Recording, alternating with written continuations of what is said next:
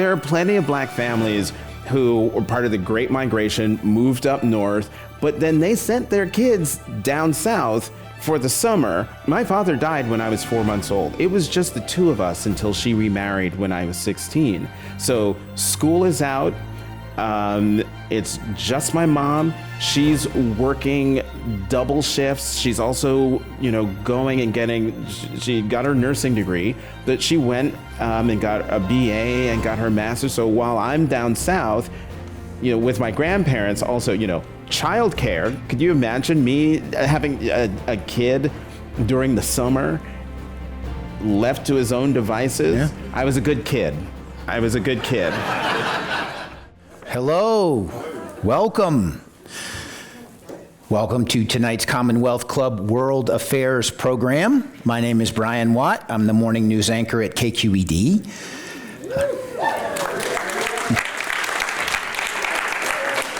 I wasn't holding for applause. I just,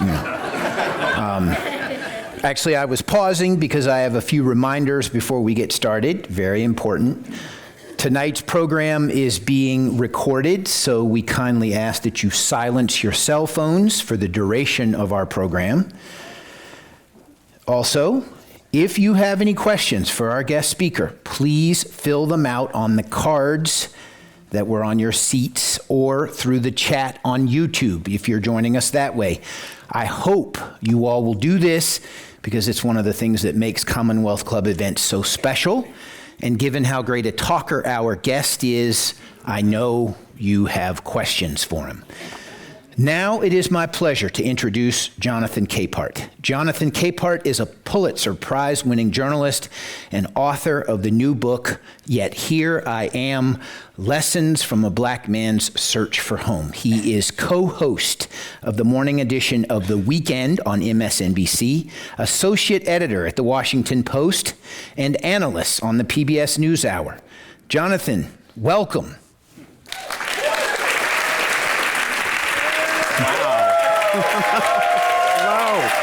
Wow. Brian, thank you. You are welcome. Wow. Well, I'm going to sit.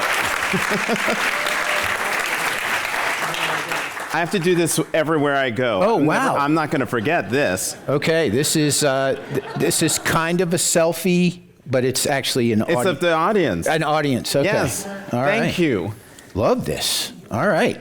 Well, first of all, congratulations on this book. It's we got to talk a little bit backstage. I didn't want to do too much, but there's a lot that resonates here with a lot of people.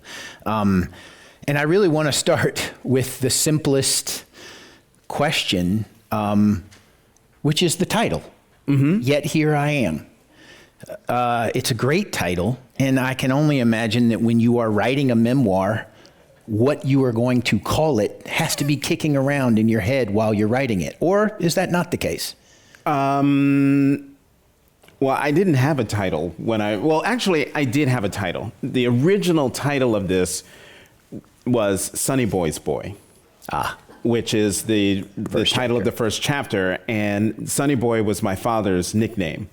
And so when I went down south and I would go visit the Capehart side of the family, I was introduced to people as, this is Sonny Boy's Boy.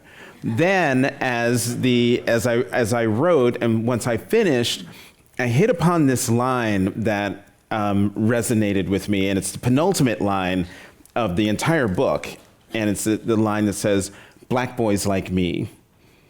And I thought, that would be that's a good title.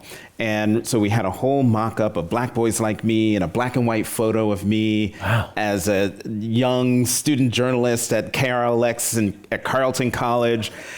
And I took on, we got some Carls in the audience. Is that what you call them, Carls? Carls, okay. Yes. So I brought on Paul Bogards, and he said immediately, we're changing the title. And we're changing the cover, the picture on the cover. We need a modern day picture of you.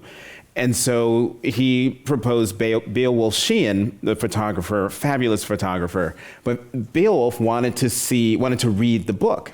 Oh. So he read a galley, and then we get on the phone, and he says, I understand you're looking for a new title and you're looking for something to come out of the book.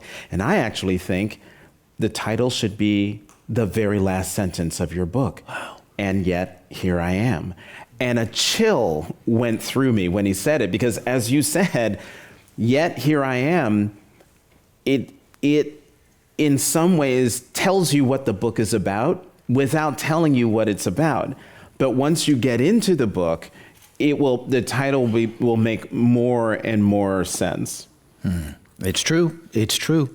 Didn't want to spoil that last line thing. Well, but, but it's okay. Well, but look, Brian, I have learned they haven't read the book yet, so okay. I got to give you some things to look forward to. Oh yeah, no, there's plenty. So let's talk about being Sonny Boy's boy. Mm-hmm. So you are from New Jersey. Mm-hmm. You grew up and went to school there, but a lot of the early chapters of this book are about some long and formative summers spent in eastern North Carolina. Mm-hmm. So how exactly did that work? Like why were you going to North Carolina in the summer? So first, I was born in Newark, New Jersey, and my father died when I was 4 months old. And so I would spend every summer until I was 12 with my maternal grandparents in this tiny town called Severn, North Carolina. Now, up north in New Jersey, I went to Catholic school. Right. 1st through 4th grade, the uniform, the whole thing, the nuns, the rosary, the rulers. And then in the summer, I would go down south to North Carolina, where my grandmother was a Jehovah's Witness. And so I would spend the summers going witnessing with my grandmother, all throughout the little towns and the back roads in and around Severn, North Carolina. And so that's how that worked. And then one weekend a summer, my grandfather, my granddaddy Willie Capehart, or my uncle Johnny Capehart would come and scoop me up from Severn and take me to a slightly larger small town, even further east, called Coleraine, North Carolina. And that is where my father's family is from. So here I am, the Catholic school educated kid from the north who comes down south and spends the summer going to Kingdom Hall and reading The Watchtower. But one weekend a summer, I would go to my paternal grandparents, my paternal homeland, I guess, and go to the Thumpin Baptist Church, where my father's buried, and then go around visiting with the Capehart side of the family with my grandfather or my uncle, climbing onto the porches and greeting everyone and saying, "This is Sonny Boy's boy." So you met a lot of people on porches. This witnessing of the Jehovah's Witness grandma and others who you traveled with. Honor cell. Yes, and like this had a real impact on you. Mm-hmm.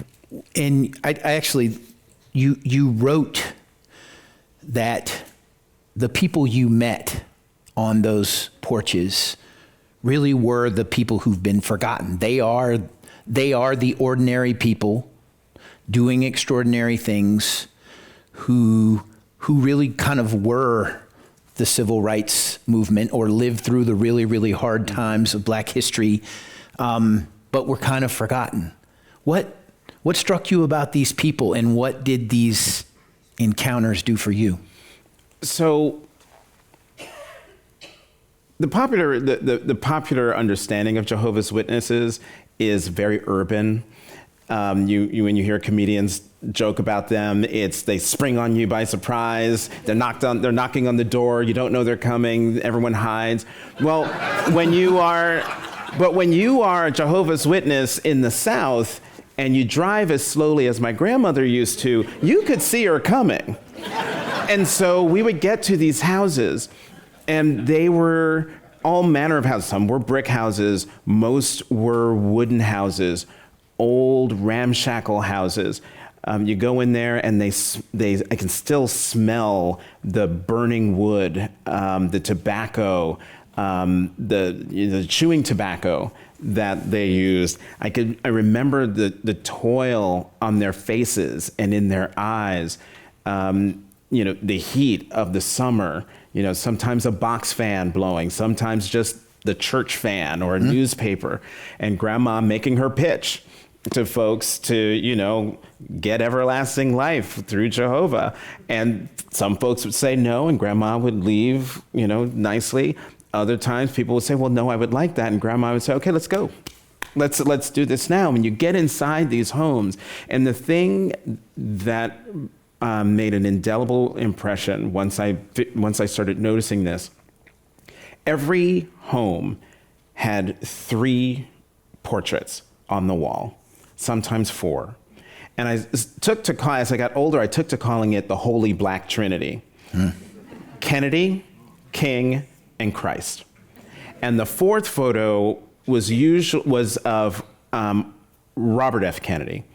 And it wasn't until I was older that I understood why Robert F. Kennedy was given such a place of honor, because he was the guy who pressured his brother to send in the National Guard and to do right by black people trying to get the right to vote and civil rights. But what I learned through those visits with those folks was, of course I learned about religion, but it started sort of my foundational understanding of race and my place in the country and the place of African Americans in the country. And as I write, I didn't realize until I started writing that, and driving down to my grandmother's, I would always pass this road sign, and it always said Nat Turner. And it wasn't until I was writing that I realized, well, wait, when grandma went witnessing and we would go to these houses, this is before the internet. This is with paper maps and things, but grandma never used one of those. And I realized we never went to a white person's home. We never made the mistake of rolling up in the driveway of a white family's home. And as I was writing this, I realized, well, wait, remember that Nat Turner sign? Let me go and see how far that is. And in my research, the Nat Turner Rebellion was in Southampton County, Virginia, around Cortland, which is where my maternal grandparents got married. It's less than 30 miles away from Severn, North Carolina. And so this notion, of course, grandma was not going to roll up into some white person's driveway, because the Nat Turner Rebellion was such a shock to the area, but to the country, that when they put down the rebellion, so the fear that was unleashed among white people, and then the fear among black people because of the reaction, its presence was still being felt, I realized as I wrote this, and I make that link in the chapter, just to make it, this isn't just, we're just going witnessing. There's a reason why we're going where we're going. Certain places, yeah. This is where I say I am from North Carolina, for people who don't know this about me. From Charlotte, the big city, not Eastern North Carolina, but I traveled all over the state. I traveled particularly a lot in Eastern North Carolina. And to illustrate how small the towns of Severn, because I have seen some small towns in Eastern North Carolina. I had never heard of Severn. When I read it in your book, I had to look it up on a map. Yeah, and could you find it? No. See, right? You go on Google Maps, you have to hit the plus sign until it stops. Yeah. And then try to widen it some more, and then you'll start to see the outline of the streets. So if your mother has you in getting a good Catholic education up in New Jersey, why did you get sent every summer down south? Why do you think she wanted? Was it just me time for mom? Come on now, Brian. You know, I'm just curious. No, I spent some summers with my grandparents. Right. but they lived one town over. You know, they just lived. Well, right. kind of They just lived across the way. But there are plenty of black families who were part of the Great Migration, moved up north, but then they sent their kids down south for the summer. One, to spend time with family. I think when it comes to my mom, remember, my father died when I was 4 months old. It was just the two of us until she remarried when I was 16. So school is out. It's just my mom. She's working double shifts. She's also, going and she got her nursing degree, but she went and got a BA and got her master's. So while I'm down south, with my grandparents, also, childcare. Could you imagine me having a kid during the summer left to his own devices? Yeah. I was a good kid. But that's why I would go. And I loved going down south. It was just, as you will read in the book, those, and I hope it comes through, those summers were foundational, they were formative, and obviously they were indelible impressions and experiences, because when I sat down in 2017, the first stories I wrote were the first 2-3 chapters that ended up being this book. You write very powerfully about navigating the complexities of racial identity and blackness, and actually, I wanted you to read a little bit of a passage. I got it right here. You point out that you were born. Read yours? Okay. Yeah, if you've got, Yep. in case I wanted to have it there for you. You point out that you were born just 2 years after President Lyndon Johnson signed the Voting Rights Act of 1965. So from there, go for it. So I write, the democracy that emerged made me part of the first generation of black kids born into de jure freedom.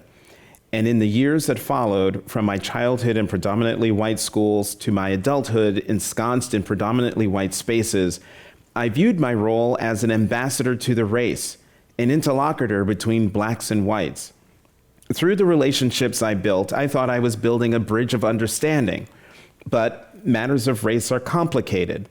Some black classmates and colleagues have called me a sellout, an Oreo, an Uncle Tom, a house, perhaps even worse. Others don't view me as being, quote, of the community because I don't fit into their cramped hot box of blackness, a confining space whose boundaries expand and contract depending on whether you belong. I have long called these gatekeepers the blacker than thou crowd. Their sometimes strident defense of blackness in one case gives way to silence if the injured party is not of the community. They can be doctrinaire in the demand for racial fealty by those outside their clique and maddeningly forgiving of blatant missteps if one of their own suffers the consequences of some transgression. So, thank you. I was born 1 year after you in North Carolina. Well, actually, I was born in New York, but my family is very much a North Carolina family. And it sounds to me like we went through very similar things. We were trying to be ambassadors. We thought we were building understanding, but it was not always to everyone's liking. Were you surprised when terms like Uncle Tom and this were thrown at you, or by the time you started hearing that, At were first, you kind of ready for it? when you first hear it, it's jarring. Yes. But then when you go into this profession, even before social media, you have to be prepared for criticism from all quarters. And so by the time I wrote these words, clearly I had been through some experiences and wanted to lay it out there. But, at this point,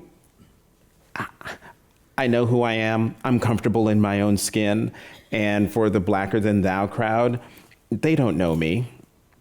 If they did, they wouldn't dare. They would not have dared say those things to me. Hey, Brian, can I go rogue? Go for a rogue, second? man. Can I? Because I would like to read something else that's related to what I just read, and it's along the lines of race. I'm all for rogue.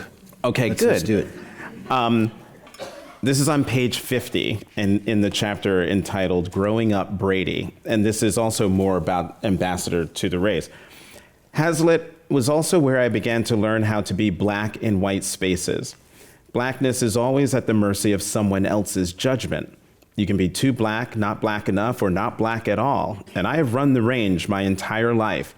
Some black people are eager to take away my black card. Some white people would rather I not mention my race at all. I was playing with my friends near the tennis court at the other end of the apartment complex. I don't remember what we were talking about exactly, but we were laughing, telling little jokes. What I do remember is my contribution to the levity. Quote, "Well, I'm going to carry my black down there," I said, employing a bit of phrasing common in black households and utterly unfamiliar to my white friends. "What does race have to do with this?" one friend snapped. "Nothing specifically, and everything culturally." They had no idea what black meant in that sense. To them, I was invoking race where it didn't belong. To me, I was treating friends like family. In our families, black is used for comedic effect or to put an exclamation mark on a warning. Mom, like all black parents and relatives, was adept at the latter. "Don't you ever, as long as you're black," was a favored preface for one of Mom's admonitions against doing any number of offenses. Black is used in multiple ways, especially to grab one's attention. One of Mom's favorites was, "You better bring your black here right now," or "Your black is going to get left if you don't hurry up." My use of black was clearly comedic, but in feeling comfortable with my white friends, I violated an unspoken agreement with an unspoken expectation. I was not black at all. The burden was mine to glide effortlessly between my black home and family to the whiter world, to switch from down-home vernacular to precise language devoid of anything ethnic. The tacit agreement required that I live on their terms. Back then, before the introduction of the Walkman and long before the MP3 revolution, there was no way to bring the R&B of WBLS that was the soundtrack of my home life on the bus ride to Raritan High School. The speakers of our glossy yellow chariot blared the rock music of WPLJ. The rules of the unspoken agreement are designed for maximum white comfort with black presence, which means we must constantly prove to white people, especially those who don't know us, that we are following their rules. Hence, my mother's mantra that is the mantra in every African American household. You have to work twice as hard to be considered just as good and just as qualified as them. If you are ever considered such, know that it comes grudgingly, and even then, the whiter world will remind you of where it believes your place to be.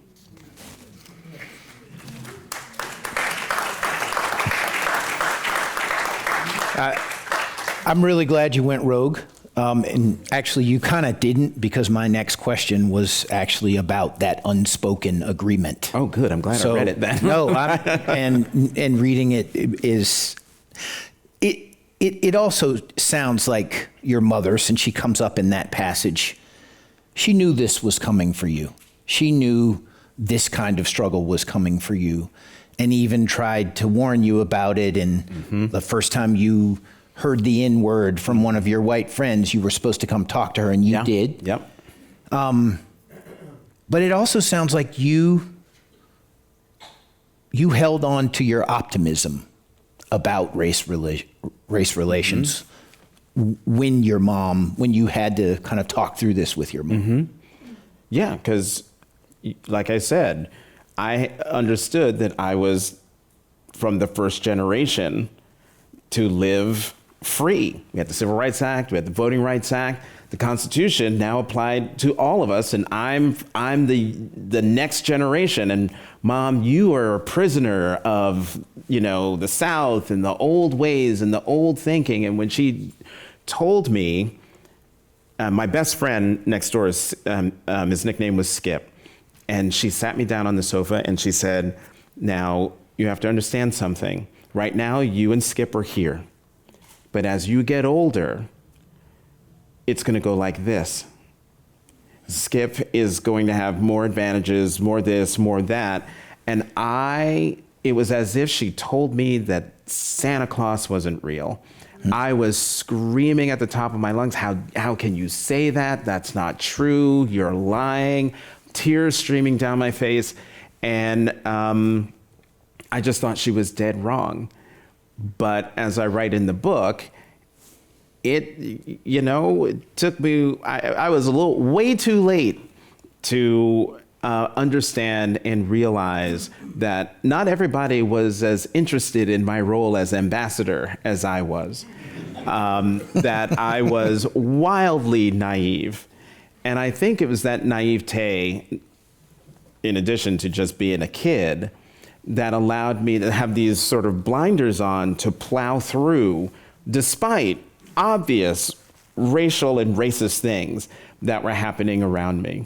You got chased when you were just trying to come back to work from McDonald's. Yeah, and that was years after I got chased trying to get from middle school when we lived in North Plainfield with my backpack filled with books as I ran trying to get to one of those pedestrian overpasses for those of you who are familiar with New Jersey, Route 22, which is like, the Daytona 500 Speedway, the way folks drive there. And my backpack is smacking me in the back with all these books as I'm running as fast as I can to get away from this carload of white teenagers who saw me walking and said, let's get him. So despite the, baseball bat wielding racists at the Sunoco station in Wildwood, New Jersey, I was still, call me Mr. Ambassador. I love how you get into how you got interested in broadcast journalism. You call your young self out as a tattletale. Oh, yeah. Is that true? You were a tattletale? You like telling other people's business? Yeah, so much so that... he writes this in the book. I write it in the book. Not only was I a tattletale, but I give an example, which was the letter that I sent to an aunt informing her of a visit by her husband and a guest that he brought that wasn't her. Breaking news. I had to take that. I had the whole vignette in an earlier draft of the book, and it just was reduced to a couple of lines. But that is the example of me being a tattletale. I see. Yeah, and it was a need you had to tattle. Apparently, but that incident cured me of telling family business. Okay. So how did you get your first broadcast newsroom experience? So I had my Carleton College interview at the New York Hilton, and the Hilton is just a few blocks up from 30 Rock, where NBC is. My uncle McKinley Branch, was an electrician at 30 Rock. And I used to go there from time to time and run on usually the 6th floor because Live at 5 was on one side and David Letterman was on the other side. And so, just to be in the halls and to see the people I saw on television. And so I get there. I call him, he says, come over. I get there, he says, I have some work to do in the nightly news office. And I was wild with excitement. You have to understand, when I was around 10 years old, he said, turn on the Today Show. I'm going to go, they're doing the show from the plaza. I'm going to go wave, see if I can get in the camera range. So I started watching this show, and that was when I saw, wait, they're telling other people's business. That's a job. This is interesting.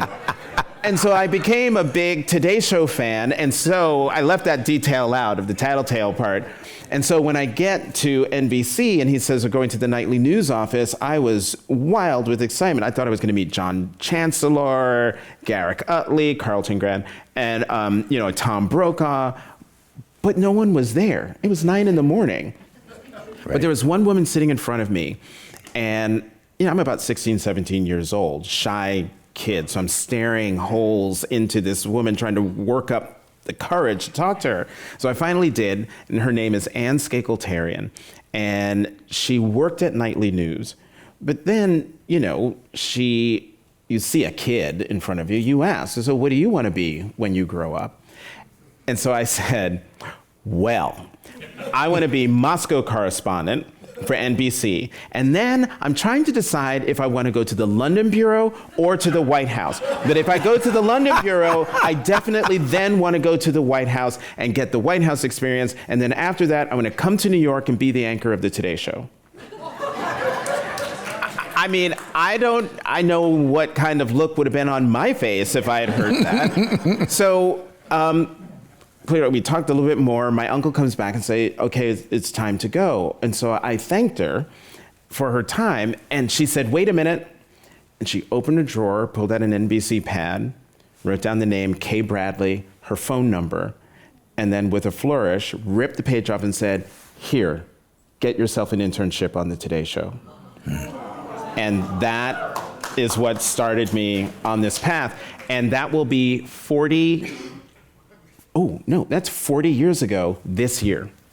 Wow. And I mean, since I'm only a year younger than you, the names you drop of the people you got to work with and be in the presence of on this internship, I mean, they really resonate with me because I was watching these shows. I was watching these people. We have to talk about Gene Shalit teaching you how to tie a bow tie. Yeah. Gene Shalit. So, all right, people know who Gene Shalit is. I remember his bow tie. Mm-hmm. So he taught you how to tie a bow tie. Yeah, so there was a store on the ground floor at 30 Rock called Bancroft, and they had all sorts of ties. Think of it as like a regional Brooks Brothers. So I wanted to wear bow ties. So I went and bought 2 bow ties. Unfortunately, I did not know how to tie them. And again, pre-internet, so no video to watch. And those diagrams, those drawn diagrams made no sense. So I remember going to Gene's office, knocked on the door, and he said to call him Gene. So, excuse me, Gene, I need your help. I bought these bow ties, but I don't know how to tie them.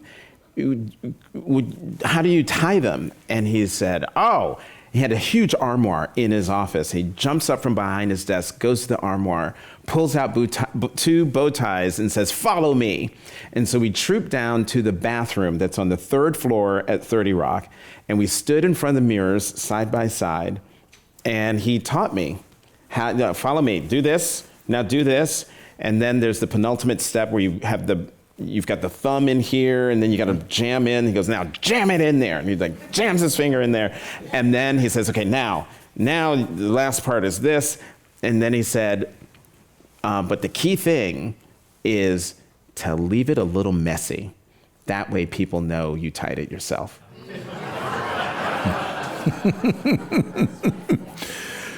You also got to work with Bryant Gumbel. And My hero. You're like a young guy working with Bryant Gumbel. I mean, what was that? What did you learn from him? That sounds a little complicated when you're in the presence of someone like Bryant Gumbel. Yeah, you're in the presence of your hero. Now, keep in mind, I wanted to be a news commentator watching the Today Show when it was Tom Brokaw and Jane Pauley. So I never had any doubt in my mind, like, oh no, I am going to be a television reporter.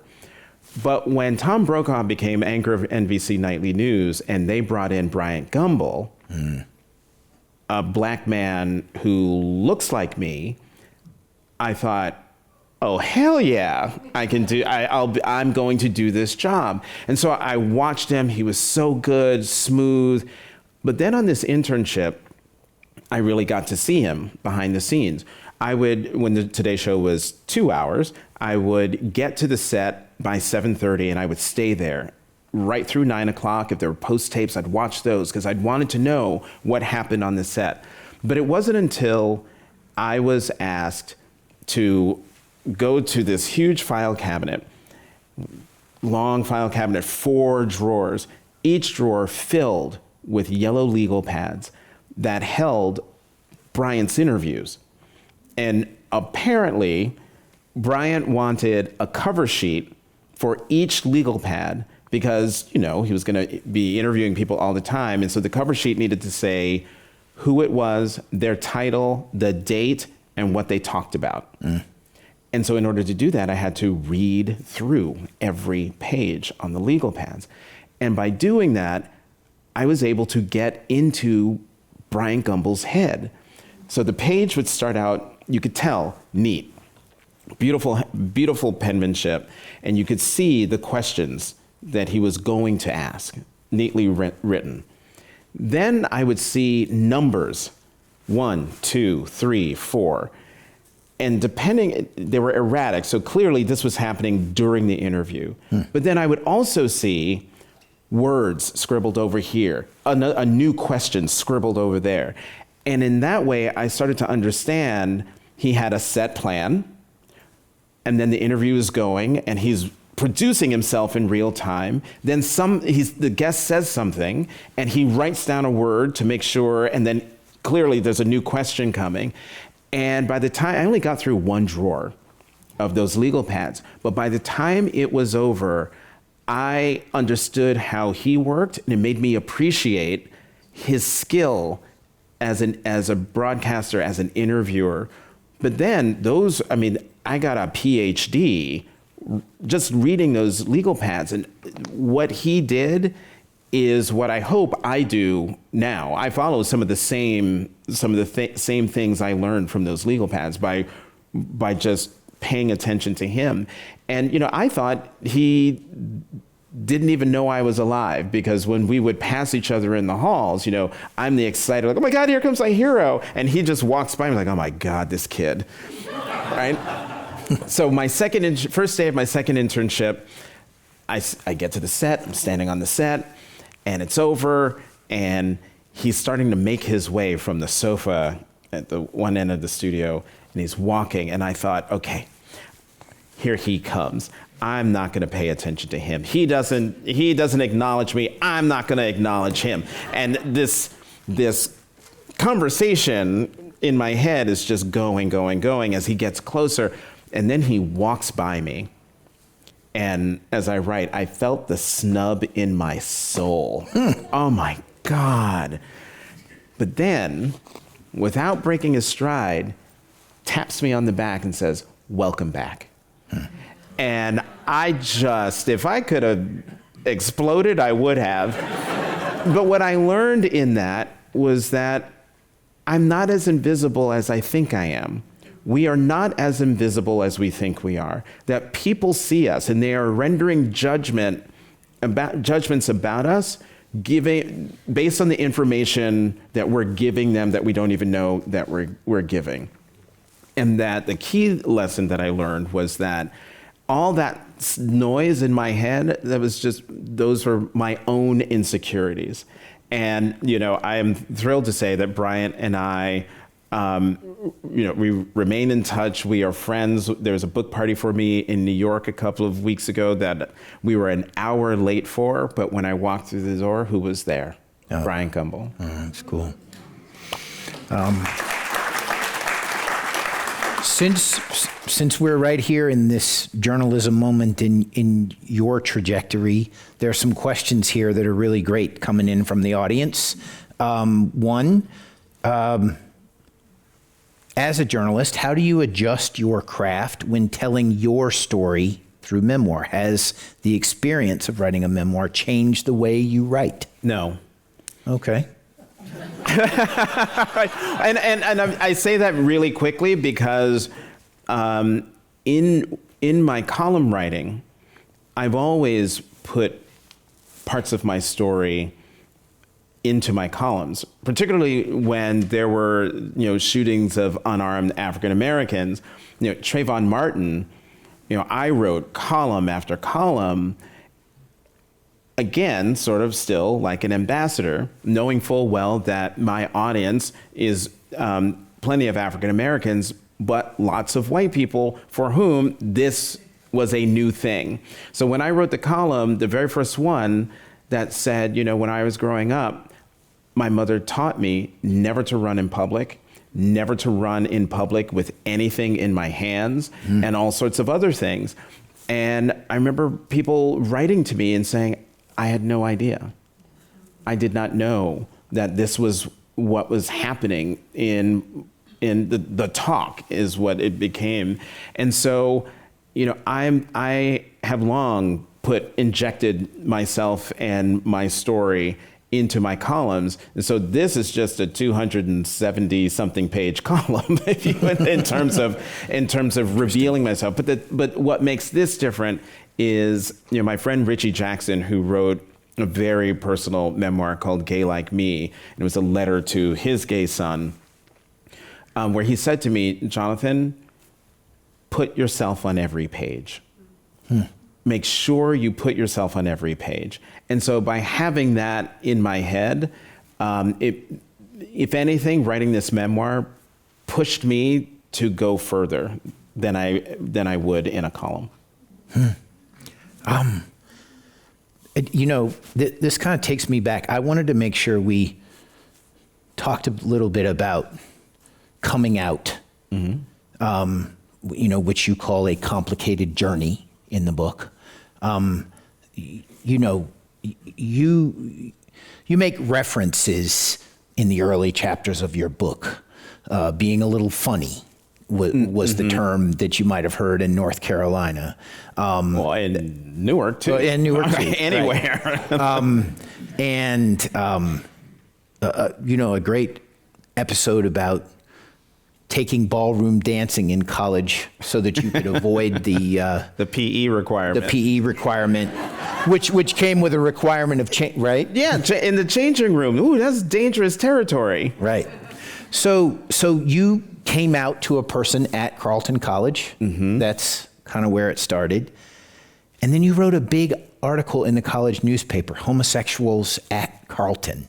And you write that it was your, quote, initial way of trying to understand who I was. How did you go about writing that article? And did it work? Well, I went about it like a journalist.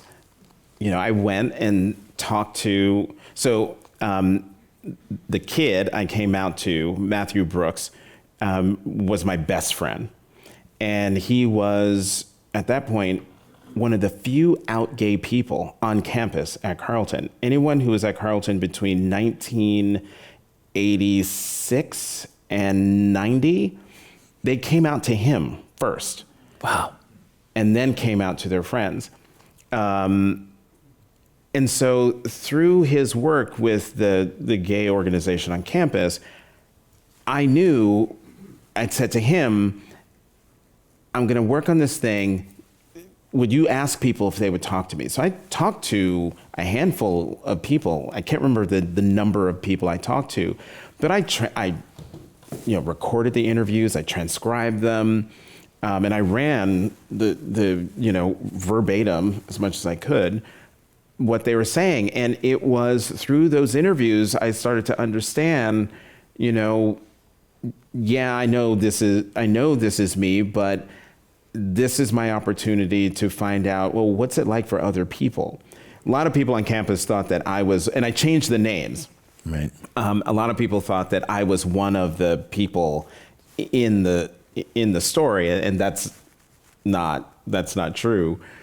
But I learned a lot about myself and learned a lot about the way people felt on campus.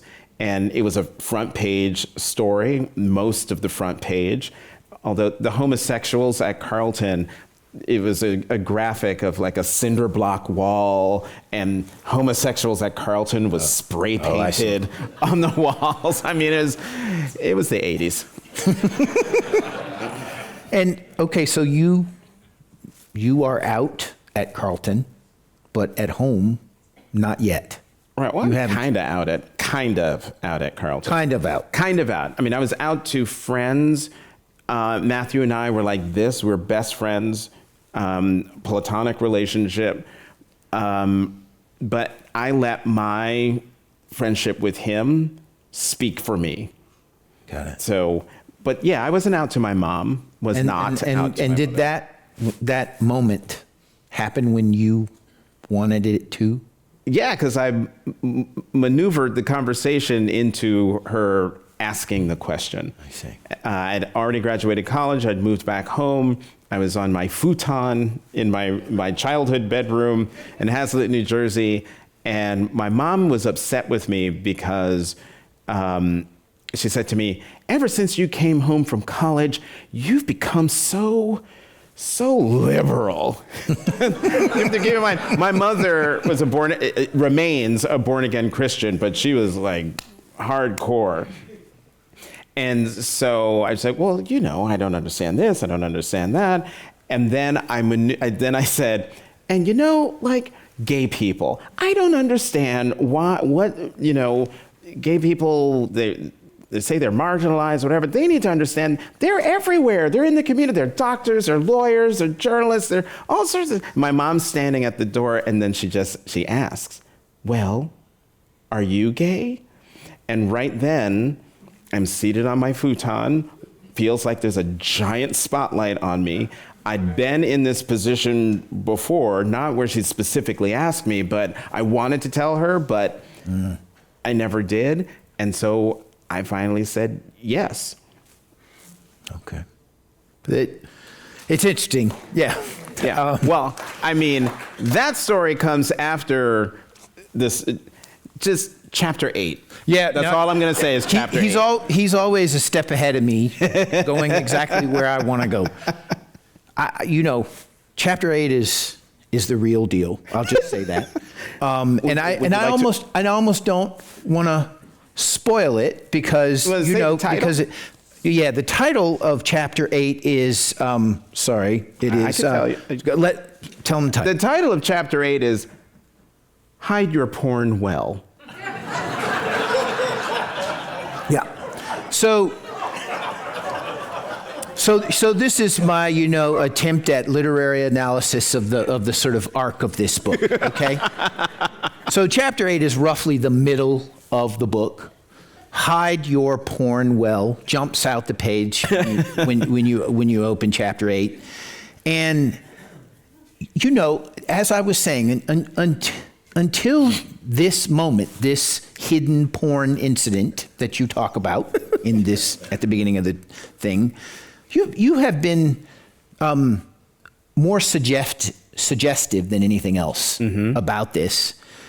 But once we get past your hidden porn, and you come out. It's a great story. Oh no, it really is. And if you want to tell it, you can go ahead and tell it. But I really want you all to enjoy reading this because it's great writing and it's But then, so once you tell that story and then you talk about coming out to your mom, then you really get out there. Like you in the sense of talking. Like once you're out in this book, in the arc of this book. And this is an image of Jonathan Capehart that I don't think matches up with the Jonathan Capehart we see on television. Oh, tell more. I'm trying to wait. What? No, I'm. I'm talking about the tall, handsome man with the prodigious phallus. I'm glad. That was. Well, yes. I guess I'm saying It was sort of a walking tour of New York. I was showing my commute to work, and Martin the Muffin Man just happened to be one of the things I saw on my way to work. Right. Okay. And you describe him very well. And I guess what I want to say is, you were really amazing at sort of writing about this without kind of giving graphic details, but you start giving some pretty seriously graphic details once you're out. And I'm just curious, like, was that important to you? Why did you want to go there? Well, I mean, when I wrote that, it was really the joy of writing. I'm going to see if I can try to find it, because I can't do it. I remember reading it to two colleagues of mine at the paper, and I was hoping that they would. Wait, I know where it is. All right. That's Zuckerman. Where do I send a resume? Billy Tish, Native New York. Wait, oh, it's still in Hide Your Porn Well. No, it had to be Henry. Anyway, I was just giving my commute into work, and as I was talking about the architecture of things, he was there. Yeah. Martin, the Muffin Man. If I can find it, go on, and then I will. when it pops up. No, honestly, the question really is, why did you feel the need to kind of put it all out there? And I would ask really anybody this question, not. Well, I mean, I suppose I was graphic in that particular description. But I also wanted people to understand that, I was a gay kid, a young gay person in New York, I still finding my way. Fine, I'd been out for a while, but I was trying to understand myself. And I wanted to have fun in telling the story. And, I was trying to find this passage simply because it was, here it is. Can I read it? Just look. So look at our time. I'm describing my commute to my first job in New York, WNYC. The president of WNYC was Tom Morgan, Carleton class of '49. And so I'm taking the reader on my commute once I get out of the World Trade Center. And so from there, I walked to WNYC's studio and offices inside the municipal building, now renamed for the late Mayor David Dinkins. My route took me across Vesey Street to Broadway, then along the east side of City Hall Park. So many things caught my eye along the way. The Brooklyn Bridge to my right that teemed with cars spilling into Manhattan from its roadway. In the near distance loomed the Beaux-Arts grandeur of the Surrogates Courthouse, where a small eagle stands perched above the sculpted drama of cherubs, city fathers, and Corinthian columns splayed out beneath it. And then there was the tall, thin, sexy bearded Dutchman named Martin, from whom I bought a blueberry muffin nearly every Wednesday morning. Later, I would go on a date with Martin, the Muffin Man, and discovered that he was a good kisser and possessed a prodigious phallus that I likened to friends as a curved slot machine handle. It was so much fun writing, like when I was doing that, and then I was like, let's give the people something that can't just be all directions, like just give them something. Read this all book. the stories, indelible impressions, witnessing down south, Martin the Muffin Man. I mean, oh my gosh. I mean, you asked. So No, I had that, and you answered just exactly how I hoped you would.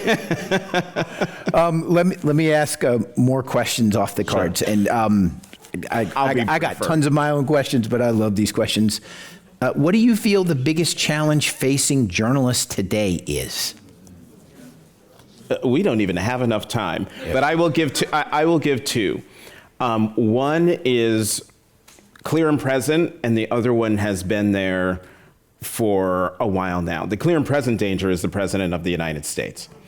And with him saying things, continuing to say things like the press is the enemy of the people, fake news, suing news outlets, engendering fear or trying to engender fear among journalists. And I like to remind people that there's only one profession that is protected in the Constitution, and that is the free press, that is journalism and journalists. And so, but that's not stopping him from attacking us writ large. The bigger and the longer term issue facing journalism is technology. I mean, the advent of the internet. Before, when we were coming up, there were just the three broadcast networks: PBS, NPR, Washington Post, New York Times, Wall Street Journal. Strong local papers, but there were gatekeepers. Then along comes the internet, and now everybody has the same access to information that we did as journalists. And we have seen what has happened as a result of that, the siloing of communities, the siloing of information, people gravitating to the news sources that ratify and validate their worldview. But now we've got AI to contend with, but at the same time, we have news consumers who are no longer getting their news from dead tree editions of newspapers or magazines, who are no longer watching actual television. And so our audiences are going away. Long before Donald Trump, the industry was trying to figure out, how do we reach an audience that is still consuming news, but is not consuming it in the way we've always done it. Right. And so you put those two things together, and an industry that has been in turmoil for at least a decade it's just roiling, I think, right now. Another person in the audience writes this: I love your commentary and analysis. When journalists make light of Trump, such as his, quote, long-distance relationship with the truth, yet hold a critical eye towards other political leaders, I worry we are minimizing his actions and behavior in the name of balanced journalism. Hear, hear. What is journalism's responsibility and efficacy in communicating today's news? Our responsibility, journalists' responsibility, is to call, as the kids say, I don't know if they still say this, call a thing a thing. I mean, the great thing about where I am in journalism as an opinion writer and an opinion journalist is I can say what I think. And I have not been shy about calling out the president and calling him a liar, calling him racist. I called him racist during his first campaign, when he came down the thing and he called Mexicans rapists and he said all sorts of other things. And I wrote a column calling him a racist. And you know what he did? He had it printed out, and then he wrote a note at the top: Jonathan, you are the racist, get rid of your hate, best wishes, Donald Trump, and then had his assistant fax it to me. So I have it. Back then, the nation had never seen anything like Donald Trump, someone like him running for president. The press had never seen anything like it. They treated him as entertainment. I think Huffington Post was covering him in the entertainment section. Once he was elected the first time, remember those briefings were broadcast live because, so holy smokes, this is political demolition derby. But you then started to realize, whoa, wait a minute, he's trying to say that 2 + 2 = 5 and try to hammer it into us that is the truth. And, this go around, when he was running, I always tried to hold him accountable for what he said and what he did. This go around, I spent inordinate amount of time on television saying to people, he's lying, what he's saying is racist, it's white nationalism, And now I think it is vitally important that we hold him accountable, that we call him out when he does things that are to the detriment of our country and democracy, but we can't get distracted by the shiny objects. He is adept at throwing glitter up in the air, while over here he's doing something really bad. And, I think those of us in our profession have to do a better job of sifting through what's the glitter and what's the bad. And where my frustration with our profession really comes into play is all of the airtime that was spent and ink on President Biden and mental acuity and is he up to the job and his age, he's so old and all of that stuff. And yet none of that is happening now. He's in any normal time, if a president of the United States had walked in and said, I'm going to put tariffs on China at 145%, people would say, something's wrong with him. We got to talk to the cabinet. Perhaps we should we invoke the 25th Amendment? Under normal circumstances, that is the conversation we would be having, and yet we are not. And so I use every opportunity I can to raise the question, how is the president's mental acuity? We should be asking that question. I mean, I agree with the questioner. I agree with the premise. And I think that our profession is better during Trump 2 than it was in Trump 1. But we need to keep getting better about holding him accountable, because what he is doing objectively is not good for the country, just based on the way we reported on President Obama during his 2 terms, the way we reported on President Bush, W. Bush, during his 2 terms. All I am doing is looking at Trump and reporting on Trump based on the way I've covered his predecessors. And if other folks in our profession were to do the same thing, perhaps the coverage would be a little better than it is, generally speaking.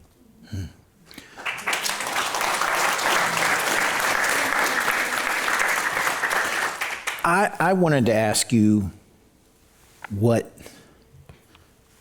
where you find hope in the future of political discourse. I mean, you work for MSNBC. You work for a lot of entities. I have a lot of jobs. But which is, and I love it when you and David Brooks sit on PBS NewsHour and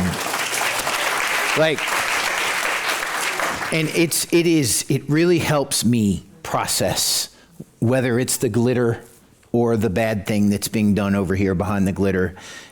But it's thoughtful, it's respectful, and it's constructive.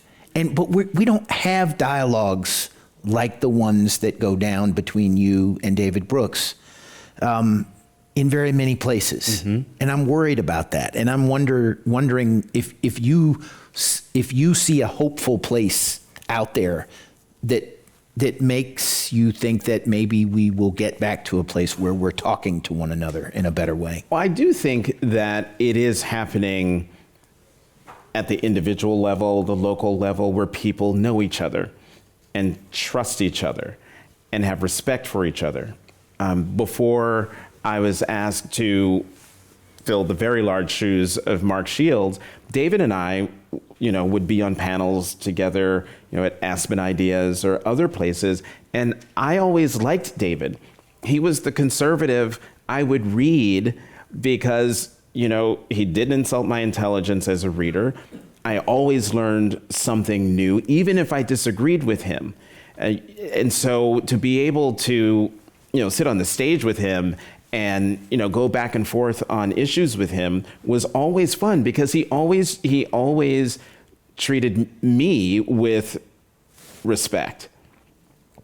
And so to sit on the set with David every Friday and talk about these issues, that's the foundation. Now, there are a lot of Brooks and Capehart people in the audience, so we agree more often than we do not these days. And I would like to think that that's because David has come a little closer to me. But when we don't agree, when I'm turned to him and we're on the show, I'm not turning to him for theatric effect. I'm turning to him because I'm actually listening to what he has to say. I don't know what David's going to say when we get on the show, so I'm listening. I want to hear what he has to say. I want to learn from him, and I think, and he has said this in when we did the book event in Philadelphia, which I thought was very kind and very sweet of him to say in response to a question from the audience, that, when he was on the set with Mark Shields, that was one conversation, but I'm not like Mark Shields in a whole lot of ways. And he said, I'm paraphrasing David if you're watching, that he has learned a lot of things from me. And so when you see us, what is today? Wednesday? So Friday night, when you see us Friday night, it is a real conversation that we are having. And it's one where we don't know what the other is going to say, although we might have an idea. But I think the fact that the Brooks and Capehart segment is one of the most popular segments for PBS, if not the most popular on PBS, on YouTube. I mean, it gets wild viewership, which says in this age of hyperpartisanship and people either watching Fox 24 hours a day or watching MSNBC 24 hours a day, that there are hundreds of thousands of people who are turning to PBS and turning to our segment because it's their safe harbor.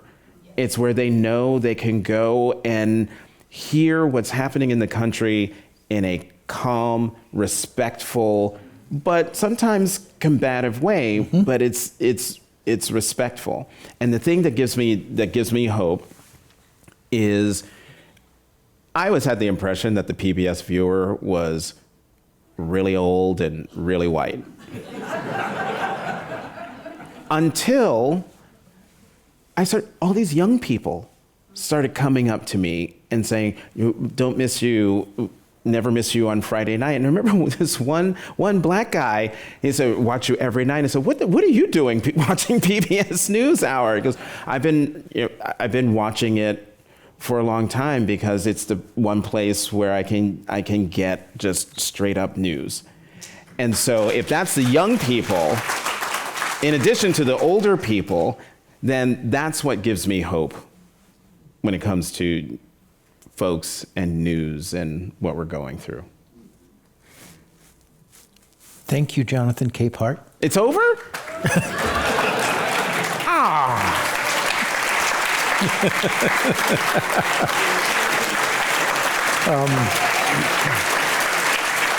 Come on, one more. Look, we could go all night. I have to watch the clock. Kara's going to kill us. Let me just say, this is, we record this and it, will play on the radio. They'll package it up, the whole thing. I'll tell you this. So some of the things that I have to say for those purposes. So let me just say, Jonathan Capehart, author of Yet Here I Am, Lessons from a Black Man's Search for Home. Thank you. Thank you very much, Brian.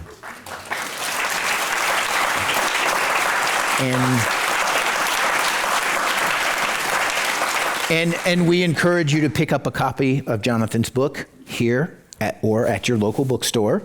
Yay for bookstores. And for information about membership and upcoming programs, please visit www.commonwealthclub.org. I'm Brian Watt. Thank you and take care.